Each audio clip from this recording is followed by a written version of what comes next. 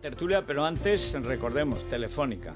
Telefónica, 42 Madrid, el campus de programación informática que está revolucionando el mundo de la programación informática. Bueno, en todo, ya no solamente en España, empezó hace unos 4 o 5 años en Francia. Pedro J. lo contaba el otro día. Bienvenido, Pedro. Bienvenido Soriano. Hola, Rosa del Monte. Hola, buenos días. Bueno, y hay que decir que el éxito es sorprendente porque además es exigente. Hombre, claro, lo curioso es que la exigencia tiene su público y su mercado.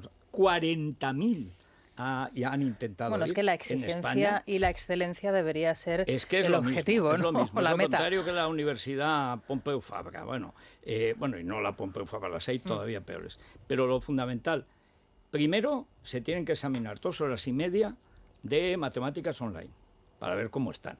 2 horas y media. Y si pasas eso, decía la de Telefónica que nos lo contaba, bueno, y luego matemático, estas cosas, ¿no? Digo, ya.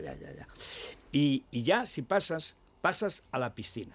La piscina son 6 meses. Es como un calentamiento, ¿no? Que Un estás calentamiento, trabajando, sí, un entrenamiento. Estás a prueba.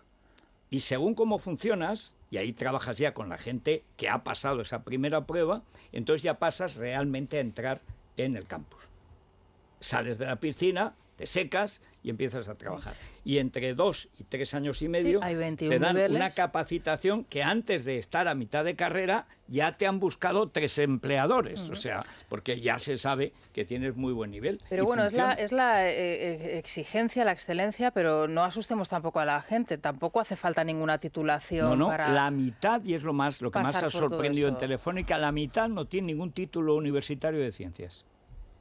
Pero hay mucha gente joven que Sí, que sabe le gusta de la programación o matemáticos puros, que no son ingenieros ni Oye, arquitectos. o gente que ha estudiado otra carrera y que su vocación es esta. Y que le gusta, Claro y que que le sí. gusta, y que saben, y que lo demuestran además. 42madrid.com, 42madrid.com. Bueno, vamos allá. Hay muchas historias hoy, pero sobre todo hoy empieza una campaña electoral que va a ser brevísima, y empieza con la rendición, la capitulación ante IZ, que yo no acabo de entender. Porque hace apenas 2 días era otro el proyecto, como lo era antes del verano. Yo no sé qué fuerza tiene IZ, es que no lo entiendo. Bueno, ayer Albert Rivera estuvo en el foro ABC y yo no sé si repitió 5, 6, 7 veces que el PSOE lo dirige Miguel Iceta. Es decir, vamos, no tenía ninguna duda. Es decir, por mucho que Pedro Sánchez haya dicho que esto era un borrador, claro, se le ha filtrado, dice que esto era un borrador, que no estaba terminado, ¿no? Ellos. Es decir, pero las declaraciones de Granada y de Barcelona, las dos se han metido a capón por parte de quien dirige el PSOE. Pero no el PSC. a mí lo que me choca de eso es que, por eso creo que ya estamos en que aquí hay 2 bandos que hacen la guerra por su cuenta, que siempre se identifican, pues porque Iceta está detrás, pero siempre son Carmen Calvo y Marisú Montero, y por el otro lado Iván Redondo, Ábalos y tal.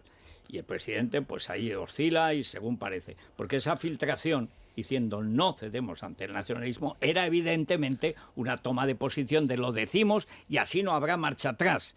Y sin embargo, a mí lo que me choca es que haya habido marcha atrás. Pues fíjate, a mí casi me sorprende que te sorprenda, porque el PSOE lleva 40 años haciendo esto. Sí, pero, O sea, pero en cada elección disimula, Sí, pero pues, no cambia de opinión de martes a jueves. Sí, eso es cierto, pero que el PSOE lleva 40 años sometiendo al conjunto del partido a lo que es ese otro partido que es, pero no es, que es el PSC.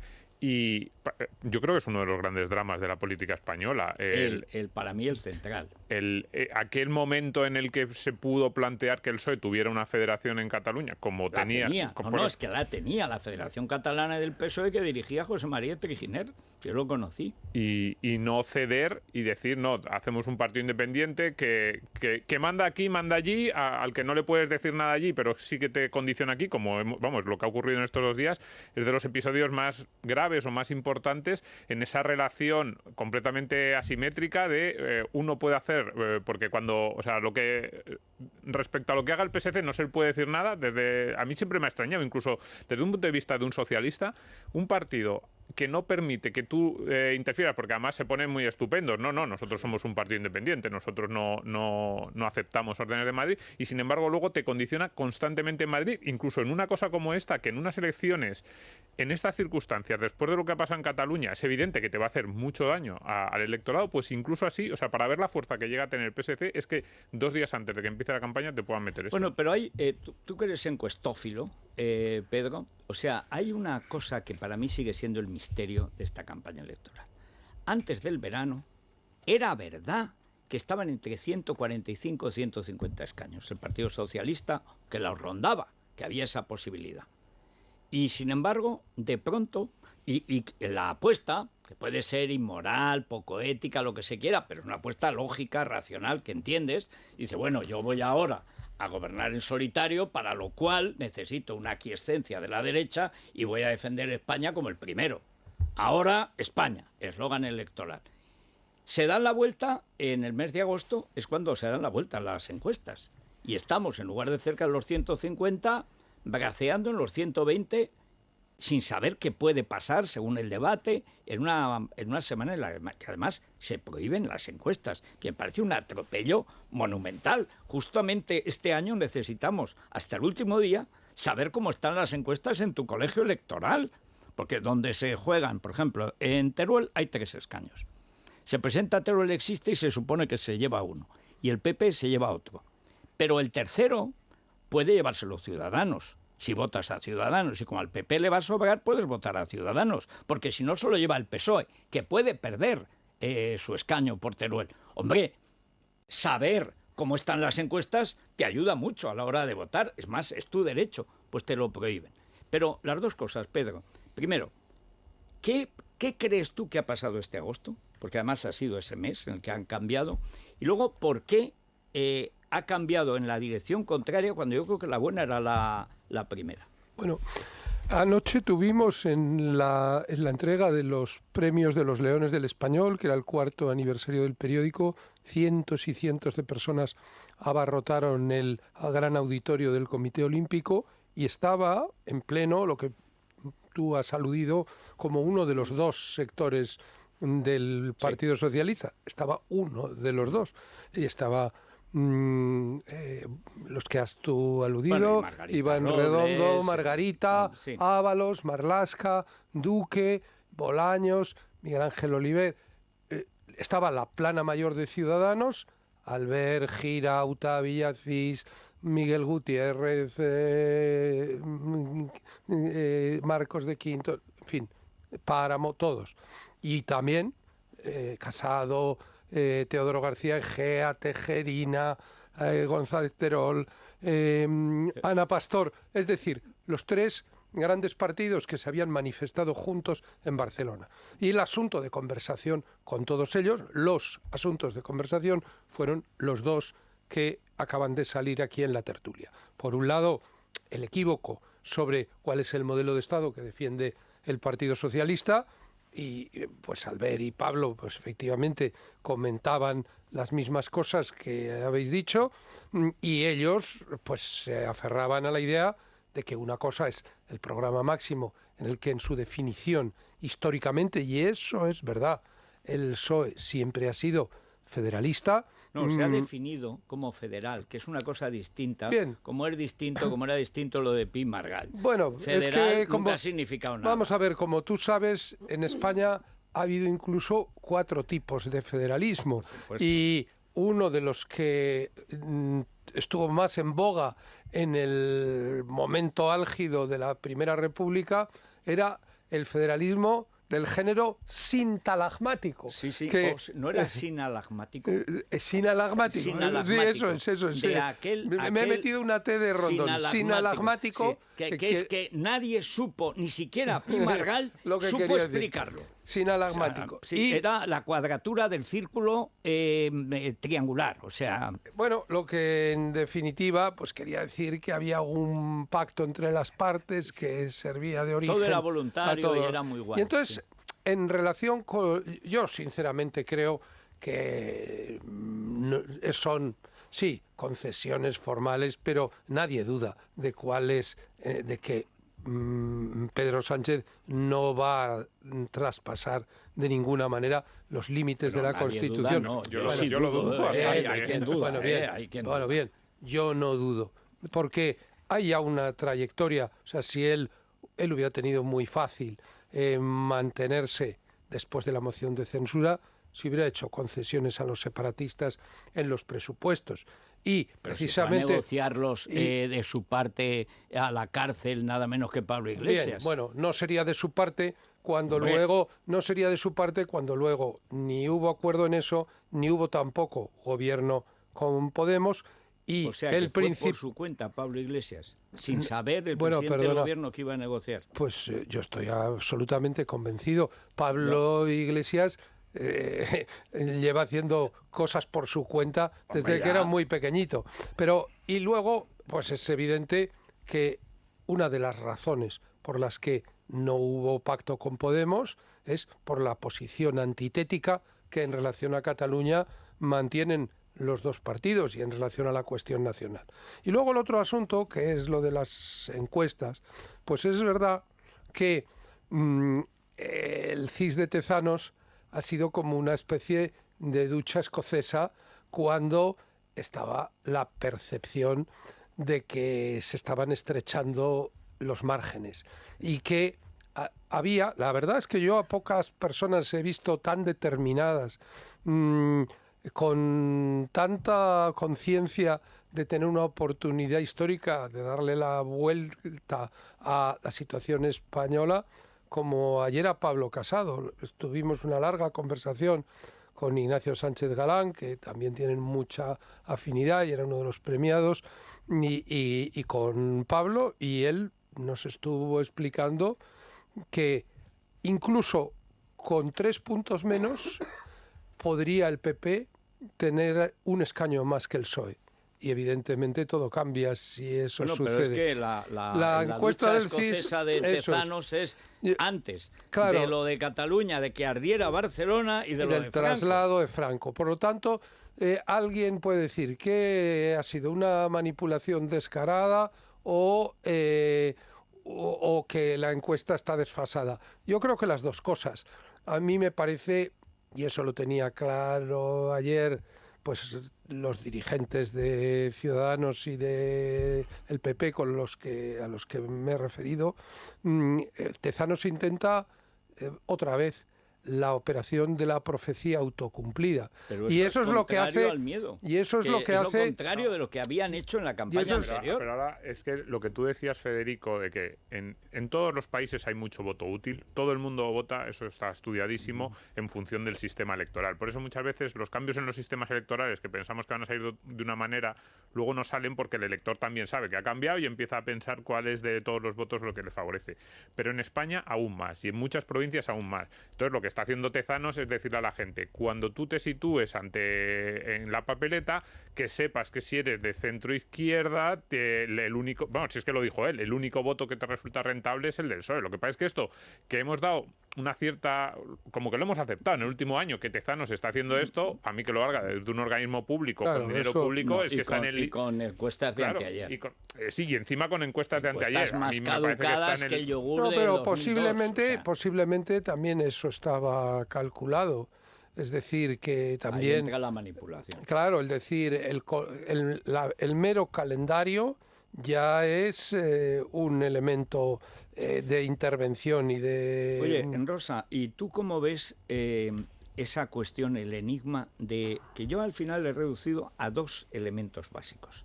O sea, ¿por qué en el mes de agosto cae el PSOE 10-15 puntos en intención de voto, pero que cae a plomo en solo un mes? Que luego se ha mantenido, había empezado un poquito, pero vamos, estaba 140, 150 escaños seguros, y a partir de ahí iba España, adelante, ahora España, mañana ya veremos, pero ahora España, etcétera.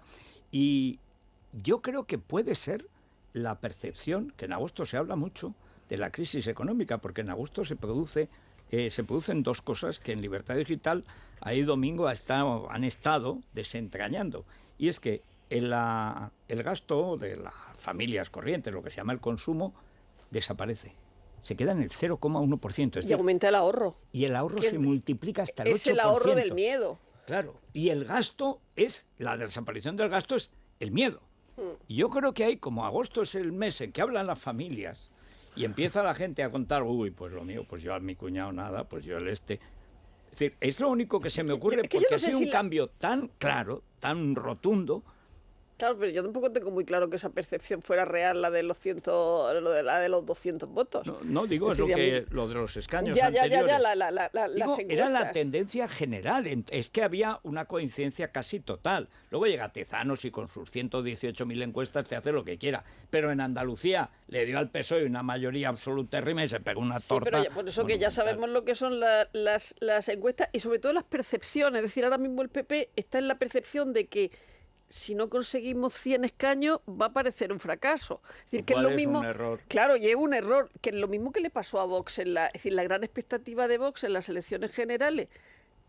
Entran en el Congreso con una cantidad de escaños que también eran impensables y la noche electoral en Vox era un funeral. Porque Es decir, también los medios Esas y- percepciones tampoco son reales. No, pero fíjate que en ese asunto Vox fue el pim pam pum del PSOE, que viene Vox, que tal y cual. Y luego al final eso no tiene nada que ver con lo que intentan ahora.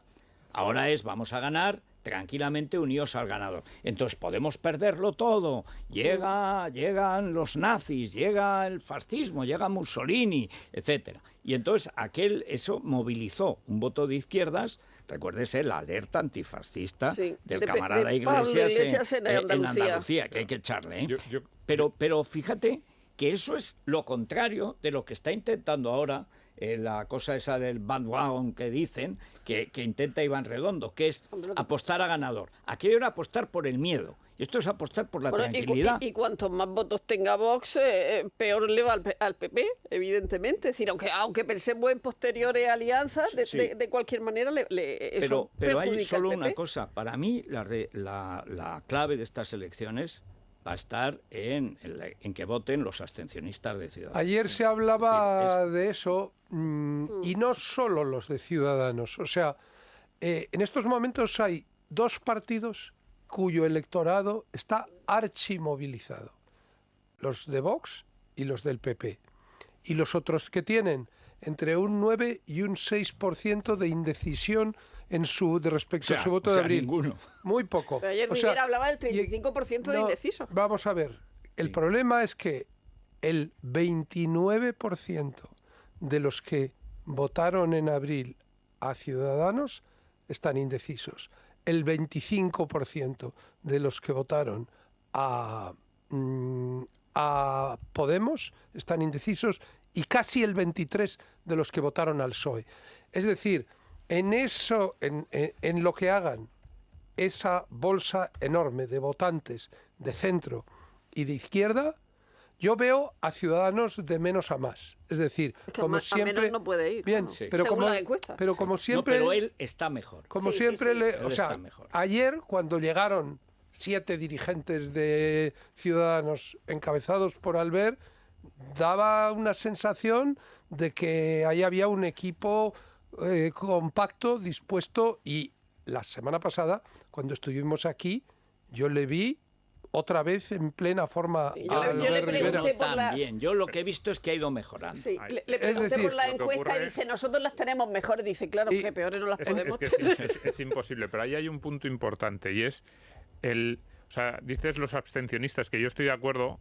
Que digo eso- los indecisos, los que no es indecisos, lo sí, mismo. pero hay un electorado que probablemente no nos está escuchando ahora mismo, que es el electorado muy poco politizado, electorado que no sigue habitualmente a las noticias y que lo que básicamente es el mensaje que le llega a ese electorado, que tampoco le interesa mucho, que bueno, que se acerca a las urnas a veces sí, a veces no, es la cuarta vez, no acabáis de desbloquear esto. Y ahí, Federico, yo creo que hay un punto importante en el PSOE, que yo creo que se han pasado de frenada. Es decir, esto los expertos en marketing, en campañas publicitarias, lo dicen mucho. Cuando tú tienes una campaña publicitaria exitosa, hay un punto en el que, bien, es exitosa, lo normal es que como te ha ido bien, refuerzas la campaña, pones un poco más. Pero como te pases, como empiece a percibir el consumidor que te ha sido demasiado, que le estás molestando, que la publicidad es invasiva, estas llamadas de teléfono, por ejemplo, que te hacen constantemente a casa, digamos, cambia y dice, no, es que lo que era un lema que podía tener éxito ha fallado.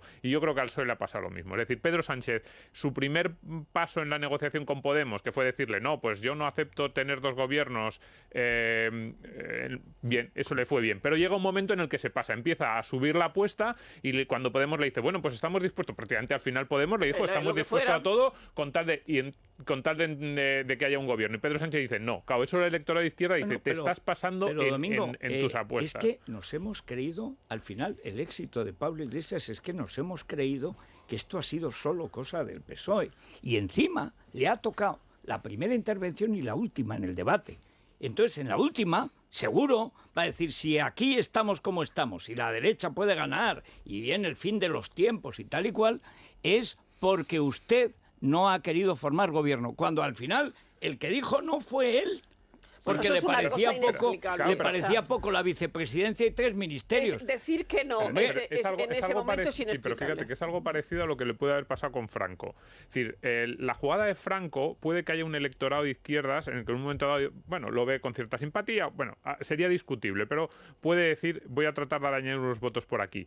Pero cuando llega al final el show de 5 horas televisado, el me voy a poner las rosas al cementerio, es decir, cuando sobreactúas, llega un momento en el que incluso para ese primer electorado acaba habiendo un rechazo. Y yo creo que eso es lo que le ha pasado al PSOE de Pedro. Un dato, os comento que todos abren campaña en Andalucía, menos Vox, que la abre en Hospitalet de Llobregat. Es importante, no habrá sentencia de los ERE, pero sí va a haber paseillo de expresidentes socialistas andaluces por la FAFE, el dinero que se gastaban en los prostíbulos, lo recordaréis seguramente. Empieza la comisión de investigación, va a empezar la comisión de investigación en unos días y por ahí van a pasar todos los expresidentes menos Susana Díaz. Pero todos abren campaña en Andalucía menos Santiago Abascal. Bueno, y Errejón, ¿no? No, Rejón también en Pero Andalucía. Rejón no sé si tiene campaña. Rejón también. Porque Sí, yo mañana voy a un acto suyo en Madrid. Otra de las singularidades es la sensación de que el proyecto de Rejón es una bengala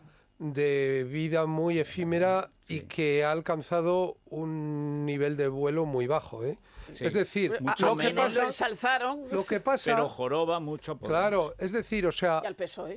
Pero no por los votos, por los restos. Diríamos, restos. La regla de 3 de estas elecciones es Rejón es a Casado y Rivera lo que Vox fue a PP y Ciudadanos en las anteriores elecciones. Es decir, ese tercero en discordia que te podrá hacer más daño o menos daño a la hora de conseguir escaños, pero que te joroba en el reparto de restos en muchas partes. Desde ese punto de vista, la competición es más equitativa, está más igualada, porque hay 3 listas que se van a repartir el voto desde el centro hacia la derecha y otras 3 que se van a repartir el voto de la izquierda, desde la moderada hasta la radical. Precisamente por eso, si al final el resultado se parece más a lo que venimos pronosticando todas las encuestas, no hay otra solución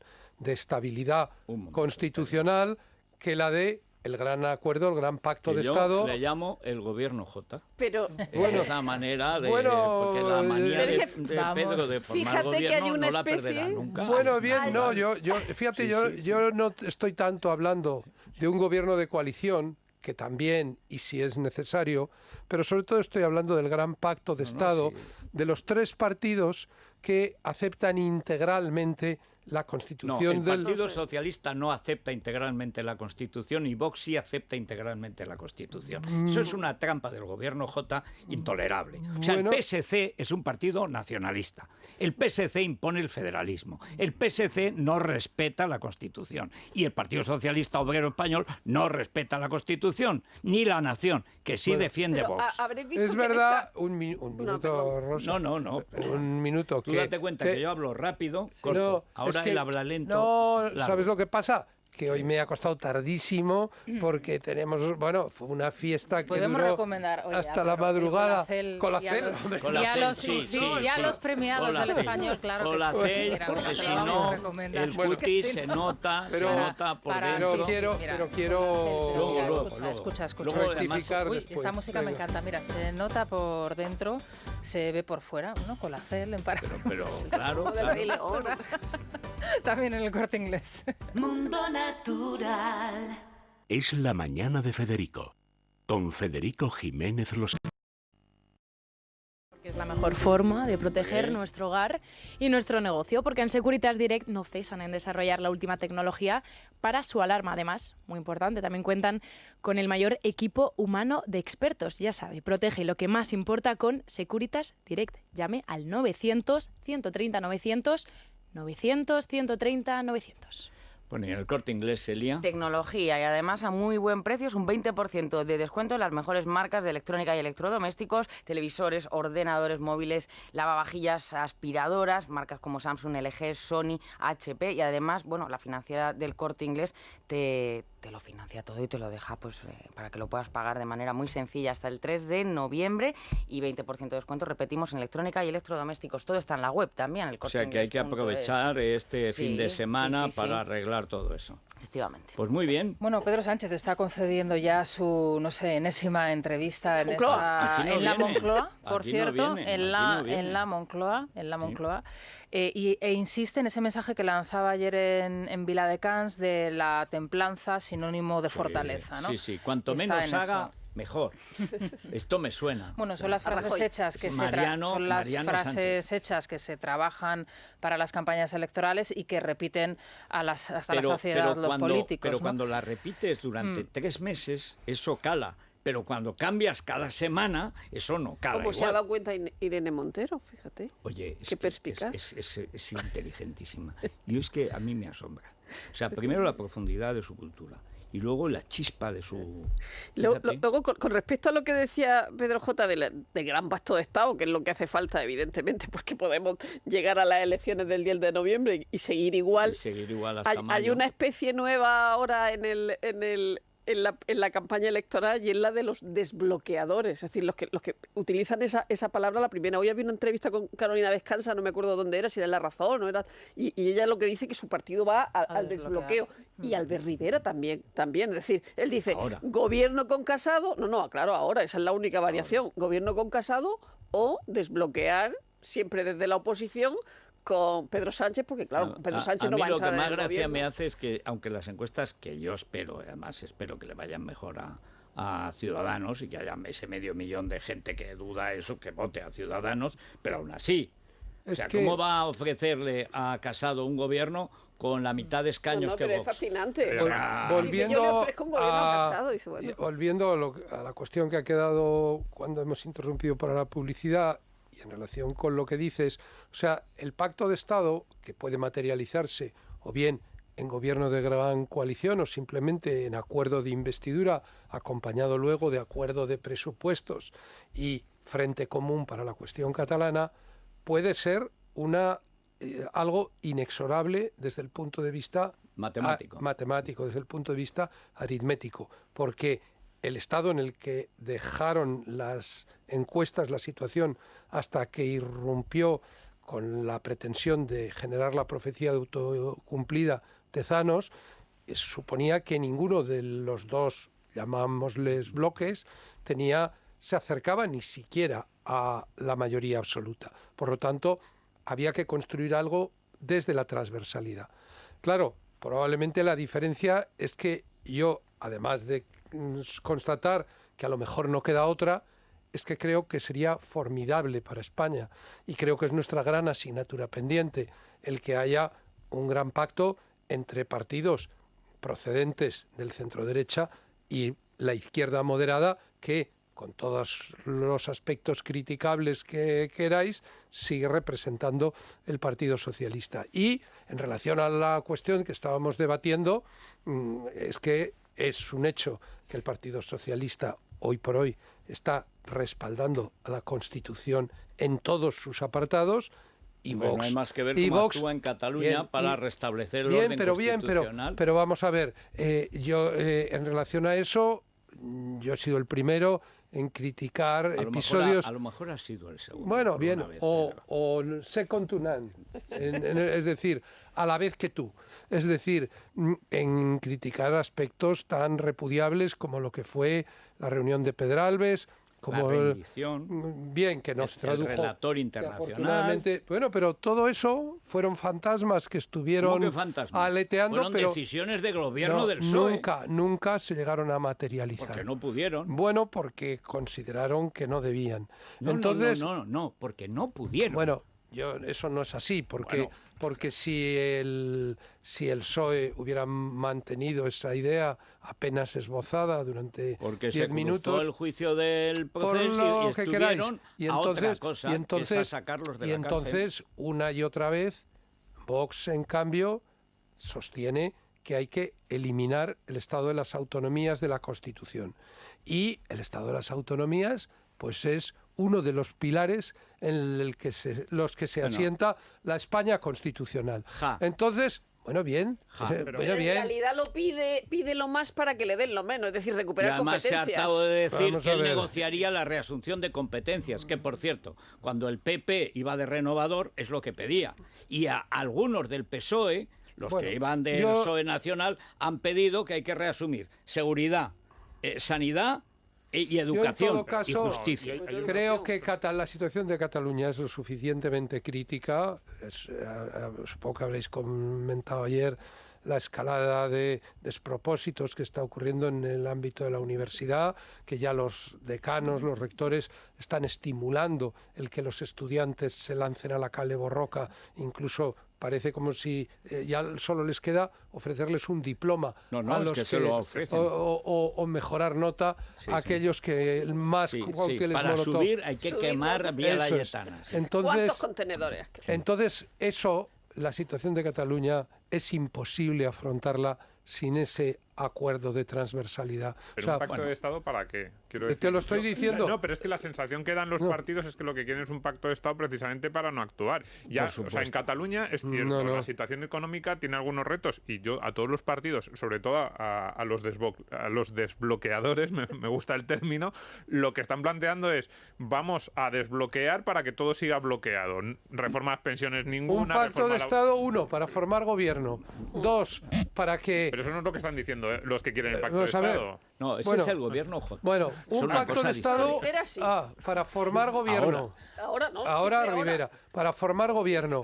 B, para que se aprueben los presupuestos sin que se adopten medidas que deterioren la economía española y en un momento en el que está cambiando el ciclo internacional. Por lo tanto, que el Partido Socialista renuncie a las subidas de impuestos. Y en las declaraciones que hizo al Español el presidente Sánchez, ese camino estaba esbozado y él estaba dispuesto a ello.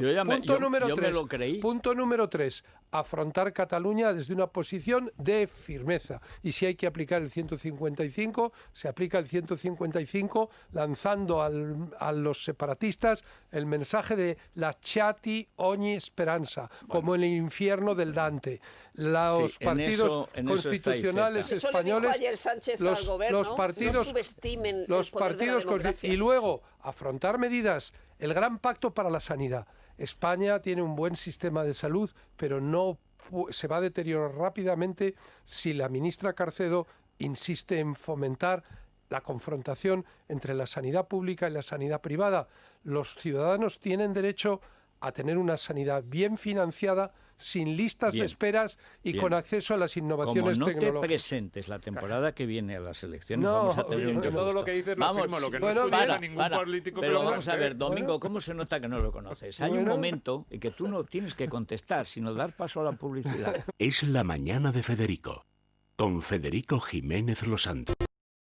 ¿Cómo está el tiempo este fin de largo, este puente tirando a Acueducto que ya nos depositará el lunes ya en el debate y el martes empieza a nevar en Teruel, como Dios manda, la matanza del cerdo es el lunes y vaya usted a saber.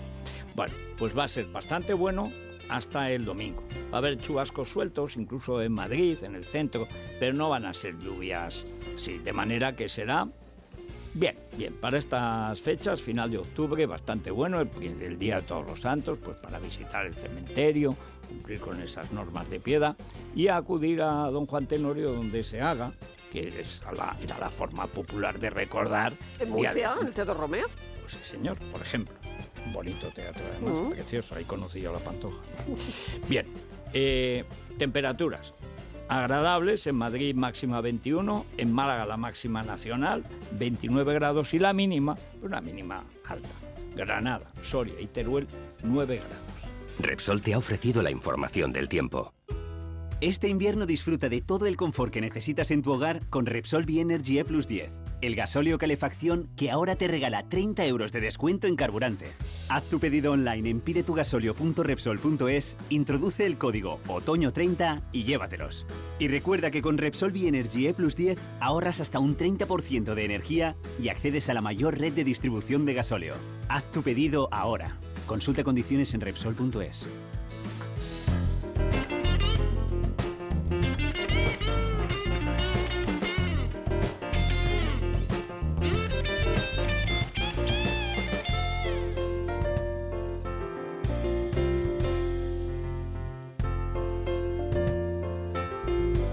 Bueno, ¿cómo está la bolsa? Bueno, pues está ahí capeando todo lo que puede. La temporada de resultados, ya conocemos BBVA, Repsol, que han cedido en los resultados por los extraordinarios. No sé si lo ves así, Domingo, amarrateguis, ¿no?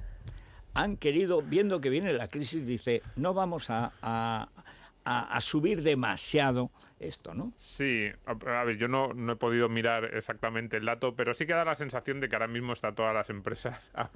Sí. El término amarrategui me gusta. Sí. Con más miedo A la espera. que vergüenza. Y a Sí. otros. Sí. Bueno, y es lógico. Y es lógico, ¿eh? Ya hay mucha incertidumbre y es lógico que las empresas sean muy cautas en estos meses. Sí. No, y la estrategia del año pasado, desinvirtiendo, liquidando parte de las participaciones que tenían otras empresas, les dieron Claro. extraordinarios que no cuentan este año y por eso las caídas parecen más abultadas. De hecho, algunas de estas compañías que han presentado resultados, como pueda ser el caso de Repsol, están en este momento, bueno, Repsol justo ahora está en negativo, pero CaixaBank, por ejemplo, que aunque ha presentado pérdidas, también está Porque el subiendo. año pasado es cuando empezaron a sanear y ahora están en espera.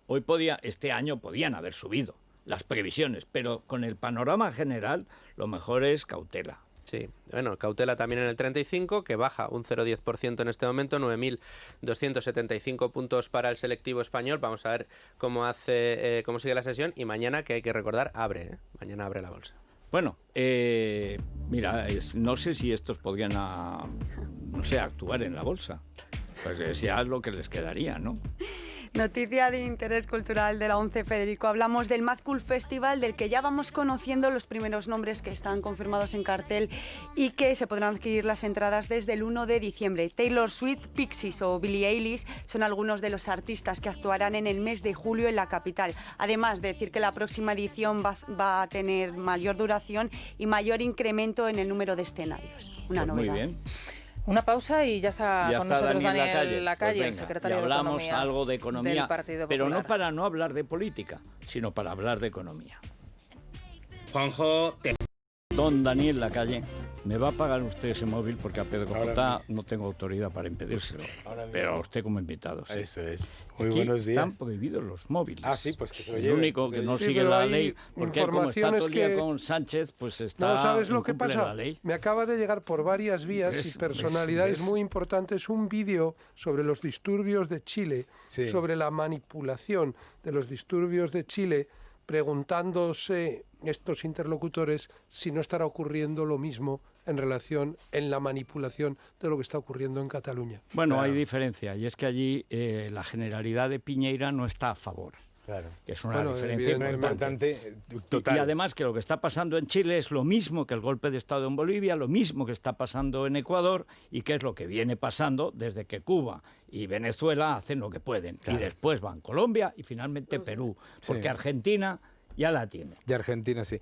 Yo le recomendaría a cualquiera que leyese el comunicado oficial de la Organización de Estados de Estados Americanos, la que habla sobre eso precisamente, ¿no? Es un movimiento, otra vez, que es recuperar el ALBA, todos digamos, la Sudamérica comunista, Pero porque es a gente lo que vamos. destruyendo transportes modernos para que le pongan carretas como en Cuba. El 85% de las estaciones de metro las quemaron en una semana. Sí. O sea, dime si eso no es improvisado. Porque habían subido unos céntimos, decían, el billete del metro. O sea, no, esto es una... John Mueller está publicando unos vídeos terroríficos de lo que está sucediendo. Que es de allí. Los destrozos Pero del es metro. que la izquierda de Chile, cuyo máximo representante en España es Gonzalo Boye, o sea, es que siempre ha sido criminal. O sea, es que Chile tiene una derecha que fluctúa. Hasta Pinochet, la verdad es que era la más constitucional del continente, pero siempre ha tenido una totalmente salvaje. O sea, pero bueno, vamos a lo nuestro. Señor Lacalle, ¿cuál es la cuestión de fondo? En los partidos políticos, aunque parezca increíble, dentro de 10 días vamos a votar. Sí. No creo que casi nadie sepa exactamente qué piensan hacer con la economía. Usted, como tiene que ser consejero, si yo fuera publicista, diría como todos los publicistas que hablan en día, advisor de Pablo Casado, pues tendrá alguna idea. Pero hay, digamos, dos líneas básicas, que además el presidente del gobierno en funciones electorales y funerales, porque también saca muertos, los entierra y tal, ha planteado. Y es en torno al régimen fiscal, que como siempre es Madrid la piedra de toque. Entonces tenemos ya el presidente que ha asumido el discurso que era antes solo el de Marisú Montero, pero ahora ya no es el discurso de toda la izquierda. Hay que subir los impuestos, hay que armonizar, por supuesto subiendo los impuestos, nunca bajándolos, etcétera, y da la impresión de que al hablar mucho de economía, se habla muy poco de economía real. Totalmente. Es decir, en el estilo inolvidable de Mariano, tan inolvidable que ahí está, pues es hablar de economía, decir que hablas de economía, pero no hablar de economía. Claro. Porque uno de los que estaba en ese discurso, por ejemplo, era Montoro, el maldito vampiro de Hacienda del Partido Popular, que también estaba en contra de la fiscalidad de Madrid. Cada vez que bajaban impuestos los insultaba. Pero al final, sobre todo en esta crisis nacional, esta cuestión es clave. Absolutamente. Y hay que explicar, y yo donde creo que los partidos fallan, y no sé si el PP en esta semana podrá hacerlo mejor, es en explicar por qué bajar los impuestos puede recaudar más y además a la larga, sin duda, crea puestos de trabajo, que yo creo que es el salto que nunca se da. La presión fiscal menor a todo el mundo le gusta. Pero ¿por qué eso crea puestos de trabajo no se explica? Bueno, yo creo que el ciudadano debe entender perfectamente que si tú tienes una economía, que no deja de ser un agente económico viviente, al que lo cargas de costes fijos, la capacidad de esa economía de fortalecerse y de crecer más, pues obviamente es menor. Yo creo que cualquier persona que tenga un pequeño negocio o en su propio día a día, si pensase los costes fijos que yo tengo no hacen nada más que subir, sabe que su capacidad de crecer, de desarrollar, de invertir y de hacer las cosas mejor es menor. Esos son los impuestos. Los impuestos son el pago a unos servicios. No son algo que viene una señora o un señor en el gobierno decide esto es lo que yo quiero recaudar para lo que yo me gaste, sino que son el pago de unos servicios y un pago por adelantado además. Por lo tanto, el ciudadano lo que debe entender simplemente es que los impuestos deben responder a 3 factores fundamentales. Primero, el de proporcionalidad. Segundo, el de capacidad de pago. Y tercero, no nos debemos olvidar nunca el de competitividad. Los impuestos tienen que son parte de la política de ser un país más competitivo. Si tú tienes una fiscalidad más anticompetitiva, como es desafortunadamente el caso de España, entonces eso es menor inversión, menor empleo, menor crecimiento. En realidad, mayores impuestos no significa más derechos, mayores impuestos significa más recortes al final. Por lo tanto, ¿Y por qué? Porque es más paro, menos crecimiento, menos inversión. Lo que está haciendo el gobierno ahora con lo de ese concepto absolutamente falso de la armonización, porque no están hablando de armonización en nada, está ofreciendo mucha mayor independencia fiscal a Cataluña mientras dice que quiere armonizar. No es cierto, lo único que quiere hacer es subirle los impuestos a los madrileños, nada más, nada más. Pero la realidad es que no están hablando de armonizar en nada, ni va a cambiar el régimen fiscal del País Vasco, ni debería, ni el de Navarra, ni el de Canarias, ni el de Melilla, ni el de Cataluña, al contrario. Lo que está hablando simplemente es que le molesta que las comunidades autónomas donde gobierna el PP crezcan más, tengan mayor empleo y encima tengan impuestos más bajos, a la vez que son las más solidarias en cuanto a las que más pagan a la caja común. Esto es lo que debemos entender. Hay un asunto más, y luego ya os dejo preguntar, y es el terror fiscal. O sea, en España hace ya muchos años, con Montoro haya alcanzado el paroxismo.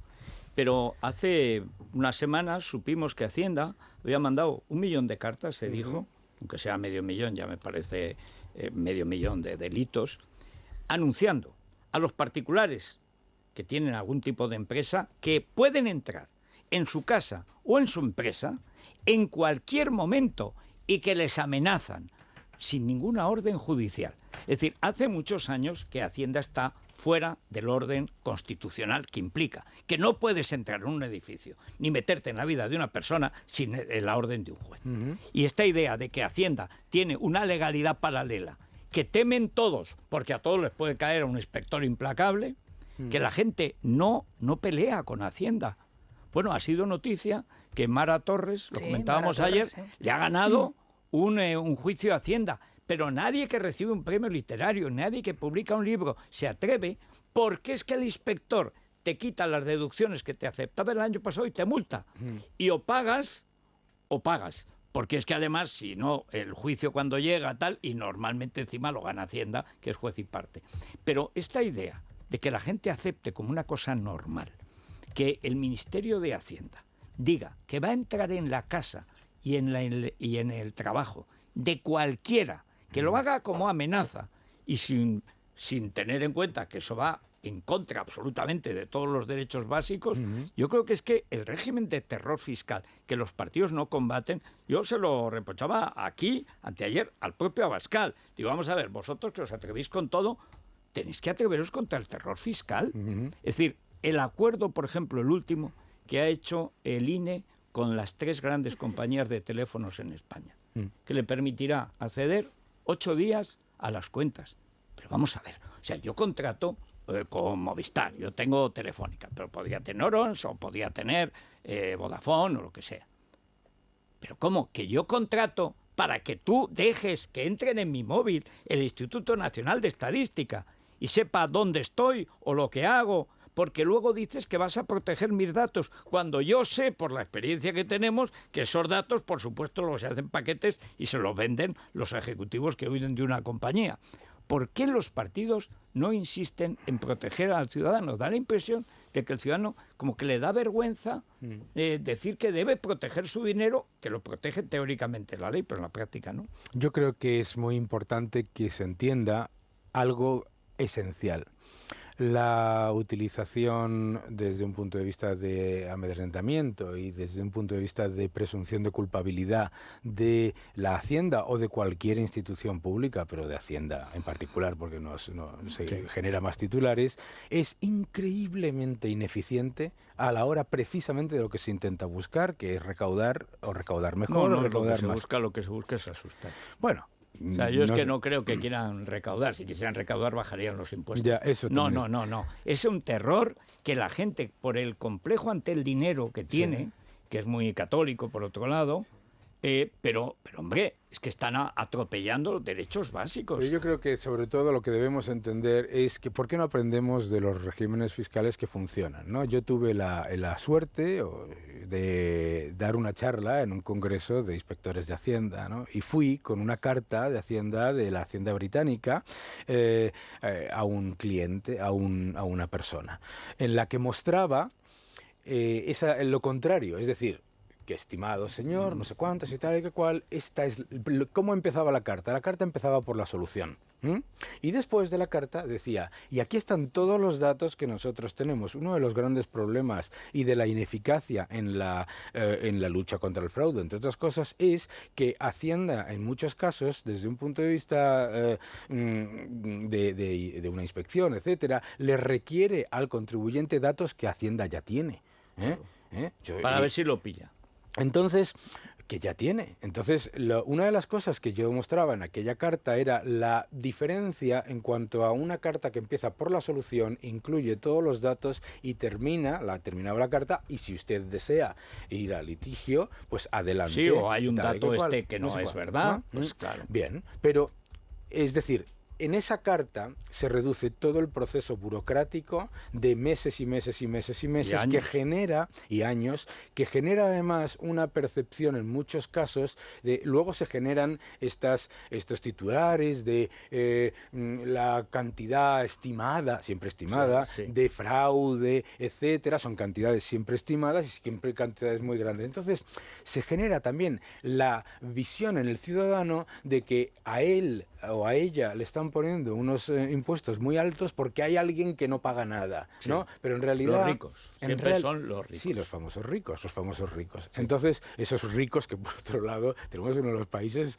que yo no sé por qué eso no es un titular, tenemos uno de los países que tiene menos y además con menos ricos, con menos ricos y con menos riqueza. Y con menos patrimonio. Es un país de lo más igualitario. De los países de la OCDE, claramente. Pero en cualquier caso, ese no es el elemento. Yo creo que lo importante es, si nosotros lo que queremos es tener una hacienda eficiente y una hacienda que además funcione de la manera en la que debe funcionar, que es facilitar la recaudación y fortalecer las bases imponibles, la utilización de una manera digamos, pues te diría que hasta de presunción de culpabilidad. Es completa. Hay que decir que además eso perturba, como alguien sepa que hay una empresa que está bajo inspección fiscal, esa empresa automáticamente pierde valor. Porque se sabe, se sabe de la arbitrariedad de Hacienda, que te puede tener 2 años en dique seco sacando papeles, y luego sobre todo que de un año para otro, esto sobre todo con Montoro, ha alcanzado el paroxismo, o sea, cosa que ni con los socialistas había pasado, que deducciones admitidas un año son inadmitidas al siguiente y te multan por el pasado. Luego hay otro concepto... O sea, lo cual es un atropello continuo a la propiedad y a los derechos civiles. Yo creo que lo que tenemos que hacer es dejar de pensar en la Hacienda y en la fiscalidad desde un punto de vista de sheriff de Nottingham, de recaudatorio, de rascar de lo que quede, sino de ampliar las bases imponibles y de mejorar la capacidad de este país de generar ingresos fiscales. Estamos cayendo, lo comentaba ayer, en la paradoja argentina, ¿no? Que es, subo los impuestos, recaudo menos, le echo la culpa al enemigo exterior, subo los impuestos todavía más, recaudo todavía menos, y entonces vamos constantemente pues generando esa situación que solamente empeora la economía. La manera de mejorar la recaudación y de facilitar el trabajo de esa gente, de los inspectores de Hacienda, hacen un trabajo absolutamente fantástico, Será cuando no amenacen. Pero la manera de hacerlo es facilitar para que precisamente España no se perciba como un país en el que pueda haber ese riesgo de inseguridad jurídica, que todavía está lejos. Absoluta seguridad de la inseguridad. O sea, es que cualquiera que haya pasado una inspección de Hacienda lo sabe. La inseguridad es total, la arbitrariedad es absoluta, el terror que viven los ciudadanos es el de la Inquisición de antaño, y además es un terror puramente político, porque no tiene ninguna función recaudatoria. Es tener a la gente sometida al terror, como ahora ya no cree en Dios, pero cree en la propiedad, pues por el temor al infierno de que te machaquen, de que te trituren, que te multen y que te atropellen. Y no tienes ningún derecho. Y ojito con protestar, que usted no sabe con quién está hablando. Pero bueno, Pedro J. y Domingo tenían... Solamente decir que lo que debemos ser conscientes por pensar en positivo es que es absolutamente ineficiente en cuanto a recaudación y completamente contraproducente en cuanto a bases imponibles a mejora. A ver, Pedro hoy es un y día Domingo. muy especial, hoy es un día histórico dentro de la historia financiera de la Unión Europea, porque hoy es el día en que Mario Draghi deja la presidencia del Banco Central Europeo. Draghi va a pasar a la historia como el hombre que contribuyó a salvar el euro, y entre las voces más críticas y más disonantes frente al coro de alabanzas a la política de Draghi está la de Dani Lacalle, que una semana tras otra argumenta, yo creo que con enorme consistencia, cómo la política de compra masiva de deuda soberana de los Estados europeos está favoreciendo el despilfarro y la falta de reformas en los Estados miembros y penalizando gravemente a los ahorradores. La pregunta es, ¿va a cambiar algo en este sentido con la salida de Draghi? ¿Qué consecuencias podría tener ese cambio para la política económica de los Estados miembros y muy especialmente para la de un gobierno como el español? ¿Obligaría un cambio de política del Banco Central Europeo a ese gran pacto en el que necesariamente tendrían que acercarse los planteamientos fiscales de PP y PSOE? Y ya está. Que te va a fichar, que te va a replicar la cita de Dante. ¿Qué es lo más probable que ocurra? Desafortunadamente, lo más probable que ocurra es que el Banco Central Europeo no revierta esa política, sino que ahonde todavía más.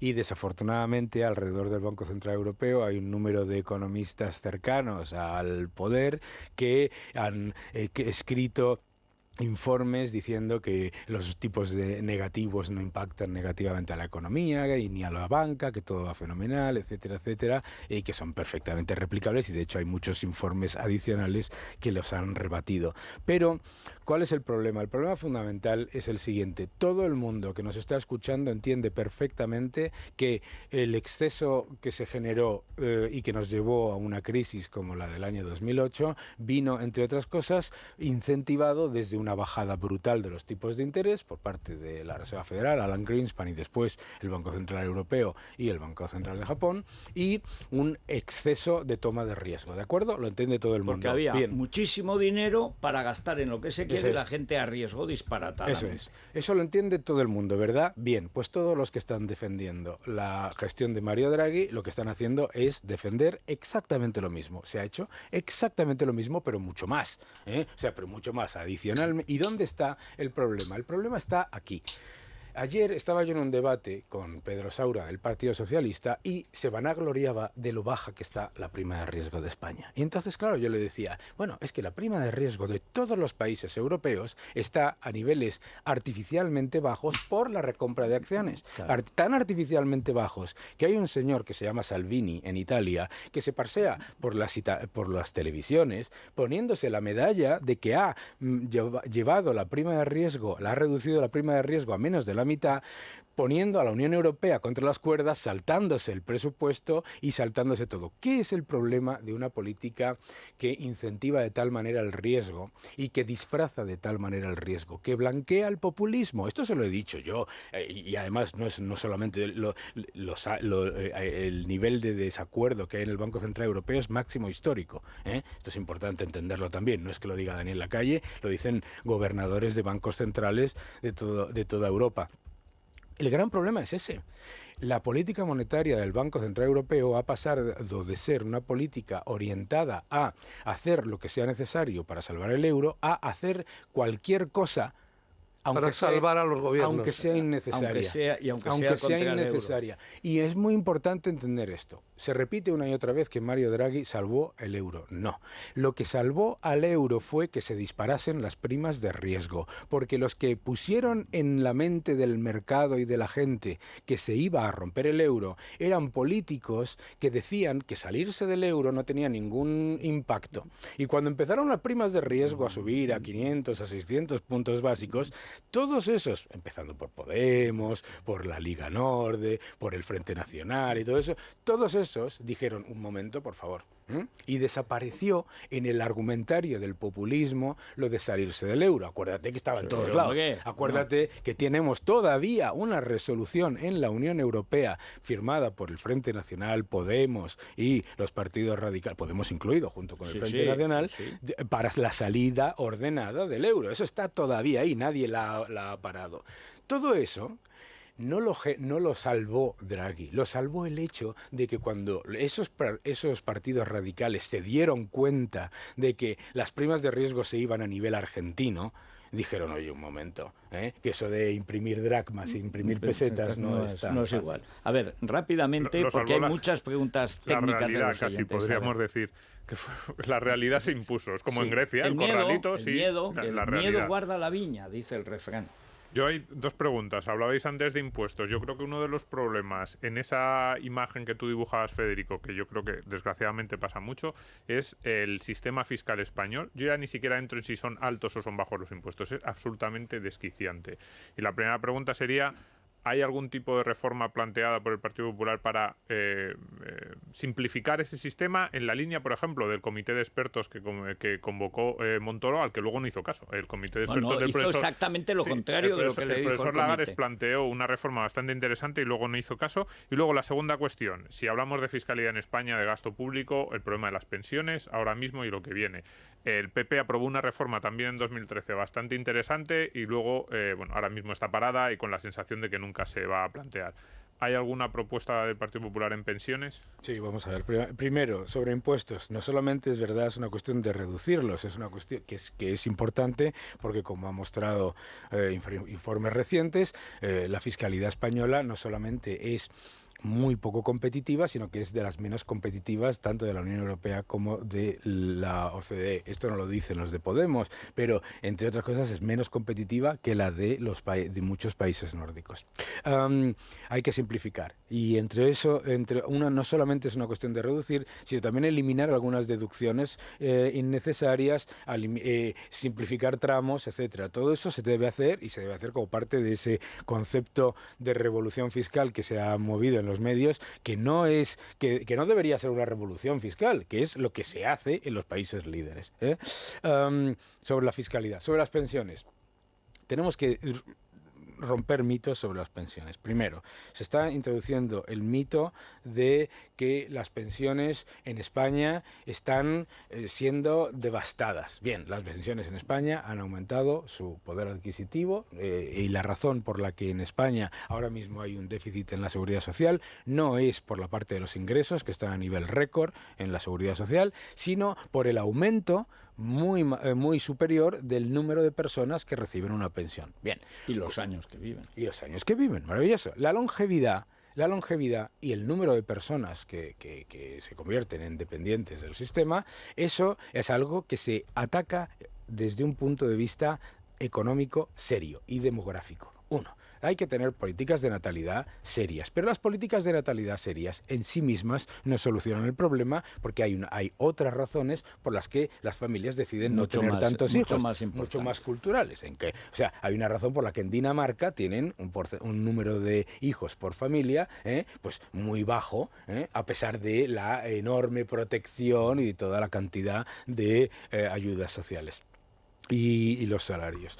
Por lo tanto, hay que fijarse en otro factor. El factor número uno para garantizar cómo cubres el gap demográfico en un país que quiere mantener un sistema de reparto, que es la atracción de capital, de inversión y de mayor empleo. Es el único. El gap demográfico no lo ha cubierto Japón, que tiene una deuda del 250 aproximadamente % del Producto Interior Bruto. No lo ha cubierto Japón, que tiene un problema demográfico similar. Como lo tiene, por cierto, como China. Tiene Rusia, como tiene China, tiene ahora está teniendo China. Y va a tenerlo. Ya verás, el problema de China, mira, qué bien que todo el mundo habla de la ralentización de China como si fuera culpa de Trump. La ralentización de China es por culpa de las políticas de demanda y por el exceso de gasto y por el creciente. Es que ha llegado problema. Ahora la política de hijo único, La política de hijo único se acabó.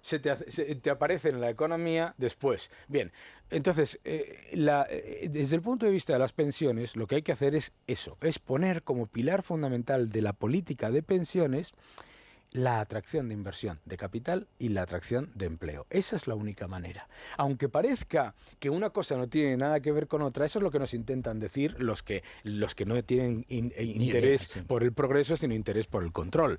El objetivo de un sistema de pensiones de reparto solo puede ser que sea sostenible a largo plazo a través de mayor crecimiento, mayor inversión y mayor empleo. A ver, ¿por dónde van los oyentes? Porque hay muchas preguntas desde la mañana. Hay muchas preguntas, pero sobre todo mucho interés por saber qué nos espera con el programa económico del PSOE después de la pausa. Es la mañana de Federico, con Federico Jiménez Losantadio.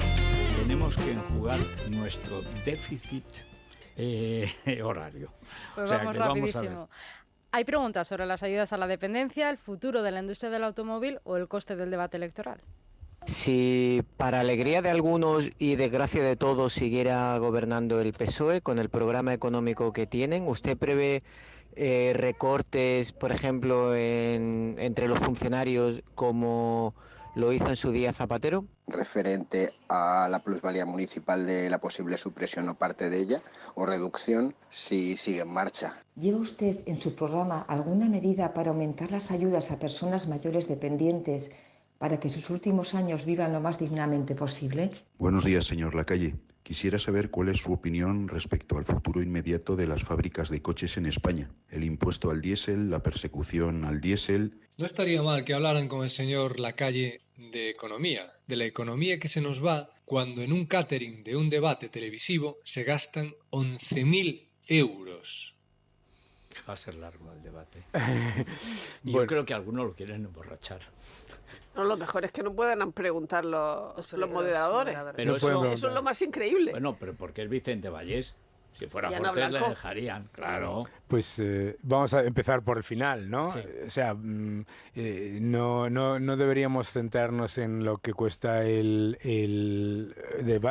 catering del debate, que probablemente esté generosamente suministrado, sino en lo que cuestan las elecciones. Yo creo que lo que es triste es que sean las cuartas elecciones en 4 años y que ese es un coste muy importante que podía utilizarse ese dinero en otras cuestiones. Dependencia. El Partido Popular es un partido que ha siempre mantenido y fortalecido las ayudas a la dependencia y en cualquier caso está en el programa no solamente que existan esas ayudas, sino además no solamente que existan esas ayudas, sino que se faciliten esas ayudas. Mire, hay una cosa que hablaba... Esto es importante, porque es que hay mucha gente mayor que está muy discapacitada por muchas razones, a veces es emocional, está sola, se ha quedado viuda, etcétera, y entonces no sabe ni a lo que tiene derecho. Es extremadamente complejo y además es curioso que el Partido Socialista siempre se obstina en hablar de lo que se gasta, porque lo que hace es crear estructuras administrativas alrededor de esas ayudas, ¿no? Pero no se habla de lo oneroso y lo complejo que es acceder a esas ayudas, ¿no? Y yo creo que esa es la parte crítica de la persona que ha preguntado. Hablaba sobre qué es lo que pasaría con ese programa. Mire, el programa económico del PSOE son 2 cosas. Un aumento de gastos 4 veces superior a lo que al máximo permitido por la Unión Europea y un aumento brutal de impuestos. No existe ninguna economía de la Unión Europea y de la OCDE que haya aumentado el crecimiento y generado la consolidación presupuestaria con esas medidas. Ninguna. Hay un paper fantástico del propio Banco Central Europeo que habla de los errores en estimaciones. Bueno, ya errores en estimaciones, ya nos vamos a 16.000 millones en estimaciones equivocadas de ingresos por parte de este gobierno.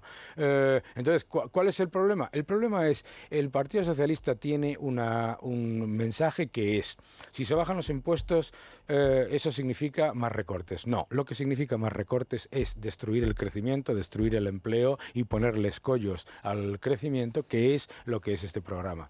La otra pregunta era el diésel, el sector del automóvil. Es absolutamente irresponsable demonizar a un sector basado en un activismo mal planteado, en cualquier caso, supuestamente ecológico, cuando es una realidad empírica que el diésel, los vehículos nuevos diésel, emiten menos, son menos contaminantes que los de gasolina. Lo que hay que hacer es un programa para que la flota que está anticuada se renueve, ¿vale? Y lo que no se puede hacer es demonizar a un sector que crea empleo. Es un sector absolutamente esencial para la innovación y para la transformación. Y es puntero en España. Y para la transformación del patrón económico. ¿Por qué? Porque, claro, este es el sector que está invirtiendo en los vehículos eléctricos, pero tú no puedes empezar una casa por el tejado. No puedes hacer que el sector entre en barrena diciendo que es que todo lo tienen que hacer eléctrico mañana. No, hombre, eso tiene un proceso, además tiene un proceso que está siendo muy exitoso y al sector hay que apoyarlo desde manera seria, ¿no? Y sin entrar, no tampoco desde una manera así de alocada, sino desde luego lo que tú no puedes hacer es a un sector que genera una cantidad tan importante de empleo como lo genera el sector automovilístico y además que supone precisamente cuando estamos intentando fortalecer la industria en España, tú no puedes ponerle todavía mayores escollos a los que ya tiene. Mire, las matriculaciones de vehículos en España han caído y entonces nos dicen, no, han caído como en el resto de la Unión Europea. ¿De dónde se han sacado eso? Mire usted las cifras de caída de matriculación de la Unión Europea país por país y en España es entre el doble, el triple. No, señor. Claro que hay una diferencia en los mensajes que se están dando y la Unión Europea debería estar liderando el proceso de cambio tecnológico en el sector del automóvil en vez de entrar en cuestiones ideológicas que lo que hacen es poner en peligro a los sectores que van a liderar el cambio. Bueno, pues muchas gracias, Daniel Lacalle. Muchísimas gracias a vosotros. Te hemos preguntado si vas a ser ministro. Ay, o sea, esas preguntas, esas son preguntas como si va a llover, nadie sabe, ¿no? O sea que no lo descarta. Bueno, vamos a ver, si el Partido Popular ganara las elecciones, pues ¿dónde van a encontrar una cabeza como la de Dani? Vamos a ir a las noticias porque hay novedades. Tal de que siga escribiendo sus magníficas columnas. Hay novedades electorales. El presidente del Gobierno acaba de hacer un anuncio en esa entrevista que estaba dando en Onda Cero. El control digital de la Generalidad. Ha comentado el presidente del Gobierno que son evidentes las conexiones entre los CDR, el Tsunami Democratic y la Generalidad. Así que anuncia el control digital de la Generalidad y que lo aprueban ya en Consejo de Ministros. Ahora, ¿en qué consiste eso? Yo querría el control policial, déjeme del digital. Pero bueno, vamos a una pausa y seguimos. Muchas gracias, Daniel Lacalle. Muchísimas gracias a vosotros. Es La Mañana de Federico. Es radio. Bueno, Elia, acaba de abrir el Corte Inglés. Acaba de abrir el Corte Inglés y además, bueno, con buenas intenciones porque vamos a hacer deporte, que esto viene bien y hay que ir bien equipados. La marca Kappa tiene sudaderas y pantalones con un 40% de descuento en Nike, Adidas y Reebok, un 30% de descuento en textil y en calzado. Y luego Columbia, que tiene esas chaquetas que abrigan tanto, bueno, pues tanto para hombre como para mujer, un 30% de descuento, 50% en patines, una manera de divertirse. Así que hasta el 10 de noviembre, 8 días de oro del Corte Inglés. Pero vamos a ver, Noelia Bautista, ¿qué ha hecho digitalmente ahora Falconetti? Porque es que me tiene atónito. Muy buenos días, Federico. De momento nos ha dejado un cebito, porque nos ha dicho que vamos a esperar al Consejo de Ministros, que es donde se va a anunciar ese Real Decreto Ley aprobado para poner, decía, punto y final al proyecto independentista de dirigir una república digital catalana.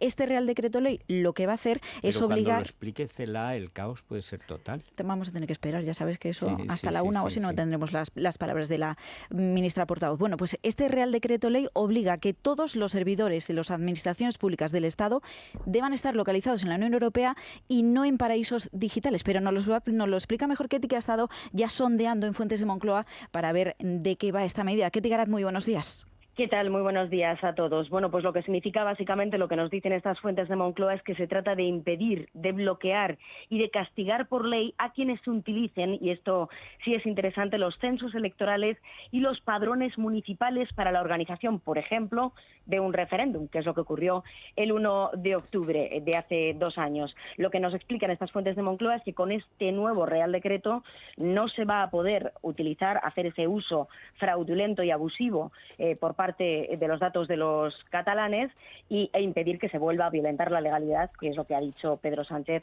en esta entrevista en Onda Cero. Los datos para esa república digital, para esa identidad digital, en definitiva, para tratar de, digamos, violentar el Estado, no en el offline, sino en el mundo online. Y ya le digo al independentismo catalán que ni va a haber independencia offline ni online, y que el Estado social y democrático de derecho va a ser igual de contundente que lo es en el mundo real, en el mundo digital.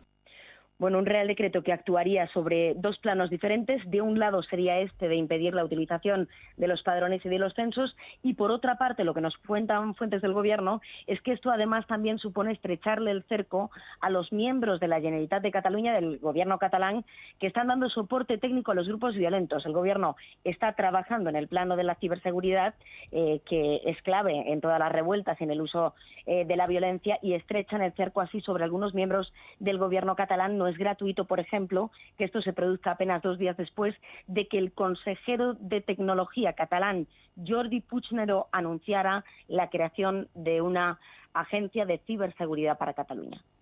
Bueno, están estrechando el cerco sin apretar. Esto es para compensar lo de Iceta de ayer. Ni él sabe lo que significa digital. ¿Le vas a convencer a Roures desde Qatar o desde Rusia, a Putin, de que no utilice esos datos si los tiene? ¿Y cómo lo vas a impedir? Es una payasada, pero una payasada, que se aprovechan de la ignorancia de la gente. En fin. Bueno, a ver, en la crónica, Rosa, que es nuestro, no sé, nuestro descanso, sí, nuestro reposo. Nuestro faro, efectivamente, Sí, la que nos guía. La que nos guía va a ser Leonor, que hoy cumple 31, ¿no? 14 años, hoy 31 14 años de octubre. y lo manda a su padre a la guerra de Cataluña. Sí, el lunes y el martes, a ella y a su hermana, además, Federico. Yo, ya sabes, mi opinión particular. No estoy nada de acuerdo, yo tampoco. Son pequeñas todavía, para exponerlas a eso. No deben ir. Exponerlas a eso, Vaya además. primero la Guardia Civil, y si hace falta el Ejército, entonces cuando haya orden van. Y si no, ¿a qué? ¿A qué? O sea, no puede ser que la vanguardia en España del Ejército sea el rey, no la legión. Sí. O sea, que no puede ser que el jefe del Estado sea el que vaya en descubierta ante los matones. Claro, a este gobierno le encantaría. Bueno, y ella tiene cierto rodaje, pero una niña de 14 años, Federico, que él es jefe del Estado, él puede ser todo lo valiente que quiera, pero no tiene derecho. Innecesidad. Exactamente. Bueno, hablaremos de otra reina, en este caso Preisler, reina de Ferrero Rocher. La marca lleva 30 años en España, ella lleva 20 años como representante de la marca, con altibajos, todo hay que decirlo, con sustituciones, no sé si voluntarias o involuntarias. Sí. Y ayer se vistió de Ferrero Rocher en sí misma, se puso un traje negro con dorados para hacer la fiesta de presentación, y está la crónica de Carlos Pérez Jimeno, Libertad Digital, y Beatriz Cortázar nos va a contar los pormenores del asunto. Y después también estuvimos en la fiesta de Telva, Alaska fue una de las invitadas importantes a esa conmemoración, esos premios de las ciencias, de las artes, y vamos a dar cuenta de todo ello en la crónica, Rosa. Venga ya. Es la mañana de Federico, con Federico Jiménez.